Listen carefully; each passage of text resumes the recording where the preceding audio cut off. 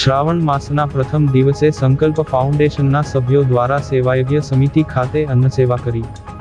શ્રાવણ માસના પ્રથમ દિવસે સંકલ્પ ફાઉન્ડેશનના સભ્યો દ્વારા સેવાયજ્ઞ સમિતિ ખાતે આશ્રિતોને અન્ન સેવા કરી સાત્વિક સેવાનો લાભ લીધો હતો।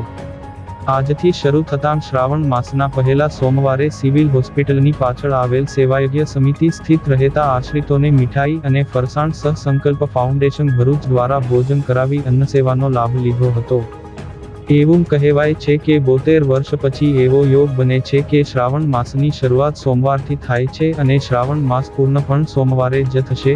સંસ્થાના પ્રમુખ અશોકભાઈ જાદવ, સ્થાપક સંજયભાઈ તલાટી, રૂપલ તલાટી, સિનિયર પત્રકાર અને સામાજિક કાર્યકર રશ્મિકાંત કંસારા, વિનોદભાઈ જાદવ, વાસંતીબેન જાદવ, ગિરીશભાઈ પટેલ, કિશોરભાઈ કાસદવાળા હાજર રહ્યા હતા। સંસ્થા તરફથી દર્દીના સગા દર્દી મળીને 350 વ્યક્તિઓને અન્ન સેવા કરવામાં આવી હતી।